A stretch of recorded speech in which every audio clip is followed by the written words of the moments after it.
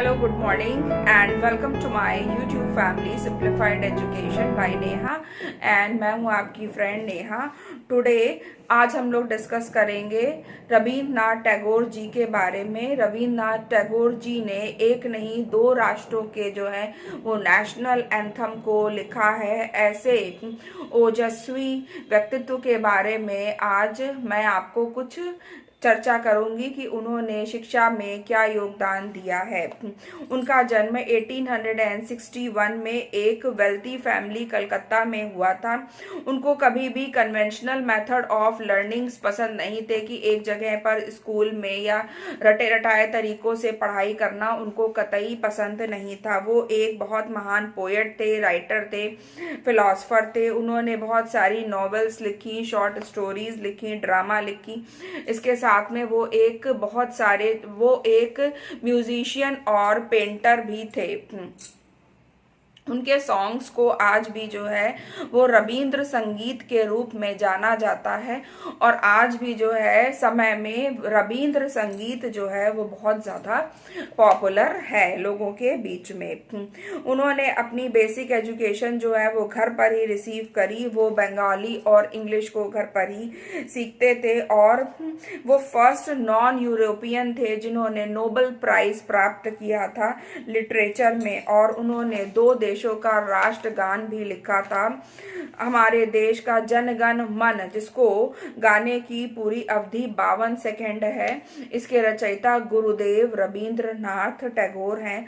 और जो हमारा नेशनल एंथम है उसको हमारी कॉन्स्टिट्यूएंट असेंबली में 24 जनवरी 1950 को अडॉप्ट किया गया था। उनकी जो फेमस पोएट्रीज हैं वो हैं मानसी, सोनार, तारी, गीतांजलि, गीता माल्या, बलाका। मानसी उन्होंने 1890 में लिखी थी, ये एक आइडियल वन है। सोनार तारी, गोल्डन बोट, ऐसे ही उनके बहुत सारे वर्क्स हैं, जैसे गीतांजलि जो 1913 में उन्होंने लिखी।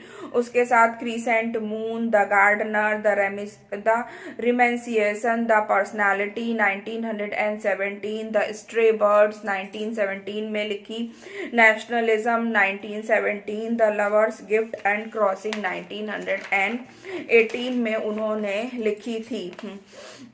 साधना, द रियलाइजेशन ऑफ लाइफ। अगर हम उनके शैक्षिक विचारों की बात करें तो वो ऑल राउंड एजुकेशन की बात करते थे और शिक्षा में रियलिज्म यानी यथार्थवाद को वो स्थान देते थे।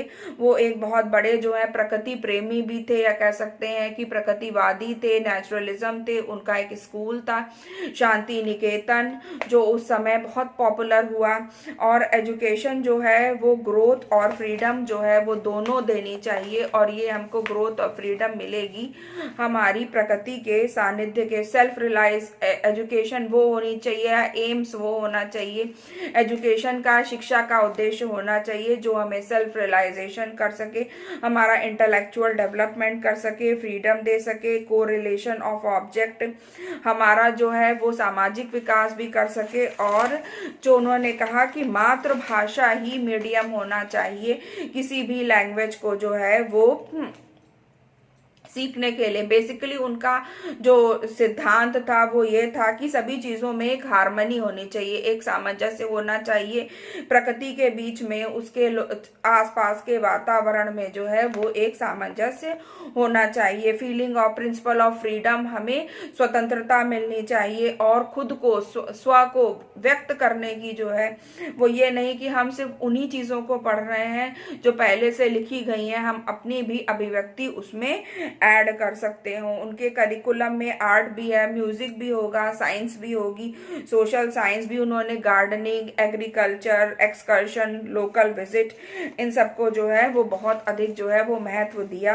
उन्होंने कहा कुछ भी एक्टिविटी करके बच्चे को सिखाया जा सकता है, चाहे प्ले के द्वारा, ड्रामा के द्वारा, इस स्किट के द्वारा, इस तरह से लोगों को समझाया जा सकता है।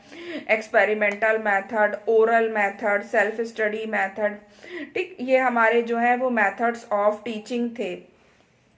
उन्होंने कहा कि जो हमारे अंदर के संवेग हैं वो डेवलप होंगे। जब हम म्यूजिक सीखेंगे, जब हम आर्ट्स करेंगे, तभी जो हमारे अंदर के जो इमोशंस हैं वो डेवलप हो पाएंगे। तो स्वामी विवेकानंद जी के महान व्यक्तित्व को मैंने कुछ 5-6 मिनट के वीडियो में समेटने का प्रयास करा है।